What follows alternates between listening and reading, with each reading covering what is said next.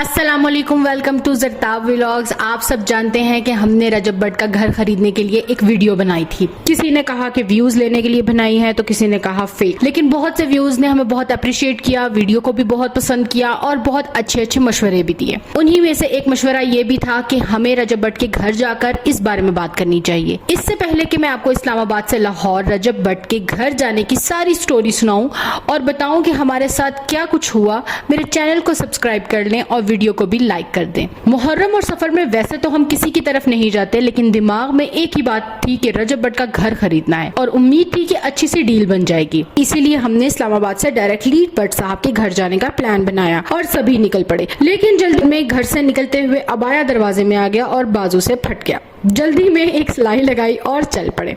हमने सोचा कि घर के बहाने माजी से भी मुलाकात हो जाएगी। उनकी मोहब्बत को देखते हुए हमने तबरकात भी रख लिए, जो मैं आपको बाद में दिखाऊंगी। मेरे हस्बैंड ऑफिस से जल्दी वापस आ गए थे और हम बिना टाइम वेस्ट किए बस घर से चल पड़े।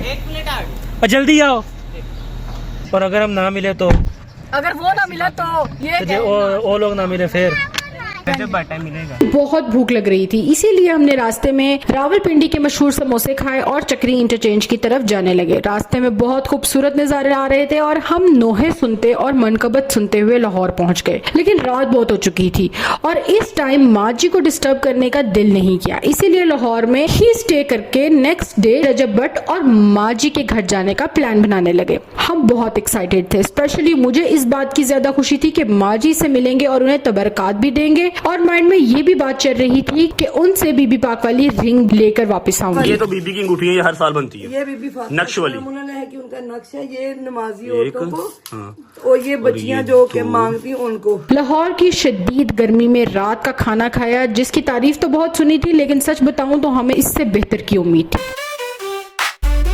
बहुत स्पाइसी और महंगा खाना था। खाकर मूड तो ऑफ हो ही गया, लेकिन अब कर क्या सकते हैं। अल्लाह अल्लाह करके रात गुजरी और नेक्स्ट मॉर्निंग भट्ट साहब के घर के लिए निकल पड़े। पिछली वीडियो में एक कमेंट में पता चला था कि वो बहरिया में रहते हैं, लेकिन एड्रेस कंफर्म नहीं था, इसीलिए हमने यूट्यूब पे उनके एड्रेस ढूंढने के लिए वीडियोस ढूंढना स्टार्ट की। फिर एक वीडियो में बताए हुए रास्ते के मुताबिक मैप को फॉलो करने लगे और एंड पे आकर पता चला कि इन साहब ने इनकम्प्लीट और गलत एड्रेस बताया हुआ है। जाना कहीं और था और बताया कहीं और का था। फुल खवार होने के बाद हम लोगों ने बहरिया ऑर्चर्ड का मैप लगाया और मोटरवे से सीधा वहां पहुंच गए। लेकिन जैसे ही हम सोसाइटी के अंदर पहुंचे और एक सिक्योरिटी गार्ड से पूछा कि रजब भाई यहीं रहते हैं, तो कहने लगा जी नहीं, वो तो सामने वाले फेज में रहते हैं और वहीं पे उनके अपार्टमेंट्स हैं। खैर यू टर्न लिया और दूसरे फेज में जाने लगे तो हमसे एक गलती हो गई। गेट पे खड़े सिक्योरिटी वाले अंकल से पूछ लिया कि भट्ट साहब इसी फेज में रहते हैं। बस खैर क्या था कि अंकल जी का नॉन स्टॉप बयान शुरू हो गया। आप कहाँ से आए हैं, परमिशन ली है आपने, आप तो ऐसे अंदर नहीं जा सकते, वगैरह वगैरह। खैर अंकल को हमने ज्यादा सीरियस नहीं लिया और दूसरे गेट से बिना किसी इशू के अंदर एंटर हो गए। अब ना तो हमारे पास कोई मैप था और ना ही यहाँ कोई नजर आ रहा था। हर तरफ एक खामोशी थी, ना कोई अपार्टमेंट नजर आ रहे थे और ना ही कोई सिक्योरिटी का बंदा। बहुत देर सोसाइटी में घूमने के बाद फाइनली हमें दूर कुछ अपार्टमेंट्स दिखाई दिए।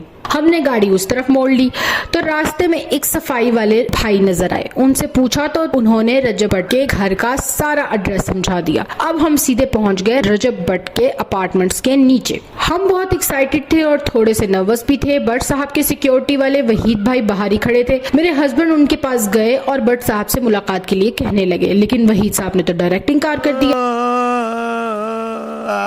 इतना लंबा सफर, इतनी गर्मी और इतना टाइम लगाकर हम यहाँ पर आए घर की डील करने के लिए, माजी से मिलने के लिए। वहीद साहब को सब बताया, लेकिन वो कहने लगे कि आप सफर के बाद आए। हमने अपनी फुल कोशिश कर ली कि जस्ट उनको हमारा ये पैगाम पहुंचा दें कि एक सैयद फैमिली उनसे मिलने के लिए आई है। अगर उन्होंने इनकार कर दिया तो हम वापस चले जाएंगे, लेकिन वहीद साहब नहीं माने। हमने उन्हें तबरकात भी दिखाए और कहा कि कम से कम यही दे लेने दें, लेकिन उस पर भी वो राजी नहीं हुए। मेरे सब्सक्राइबर्स ने मुझे भट्ट साहब के लिए कुछ मैसेजेस दिए थे, वो भी मैं नहीं पहुंचा सकी, जिसके लिए मैं आप सबसे माजरत करती हूँ। हमें लगा कि शायद हमारे नसीब में यही बेहतर है और मुलाकात ना होने और घर की डील की बात तक ना होने में ही कोई बेहतरी है, क्योंकि सफर का महीना है। हमने वहीद साहब से उनका कांटेक्ट नंबर लिया और उनको वादा लेकर वापस निकल पड़े कि नेक्स्ट टाइम हम आपको मैसेज करके आएंगे और आप हमारी मुलाकात जरूर करवाएंगे।